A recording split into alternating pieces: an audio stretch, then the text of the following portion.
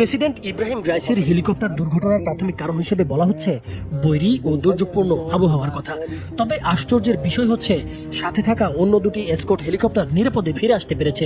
একই সঙ্গে তিনটি হেলিকপ্টার উড়ছিল, হঠাৎ একটি আছড়ে পড়লো কোনো কিছু ছাড়াই, কোনো মেডে ছাড়াই। যদি এটি বৈরী আবহাওয়ার কারণে হয় তাহলে অন্য দুটি হেলিকপ্টার কিভাবে নিরাপদে ল্যান্ডিং করতে পারলো? কেন প্রেসিডেন্টের হেলিকপ্টার পারলো না? এসব নানা প্রশ্ন এখন দানা বাঁধছে মুসলিম বিশ্বের সাধারণ মানুষের মনে। ইরানের সশস্ত্র বাহিনীর জেনারেল স্টাফ একটি সংক্ষিপ্ত বিবৃতি প্রকাশ করেছে।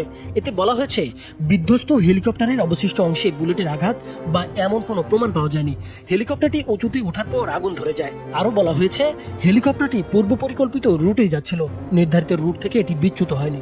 ঘটনাটি কেবলই দুর্ঘটনা, প্রযুক্তিগত সমস্যা বা পাইলটের ভুল ছাড়া এর পেছনে অন্য কোনো কারণ নেই। এর মাধ্যমে ইরানের জনগণকে বোঝানো হচ্ছে রাইসির হেলিকপ্টার বিধ্বস্ত হওয়ার পেছনে বাইরের কোনো শক্তির ভূমিকা নেই।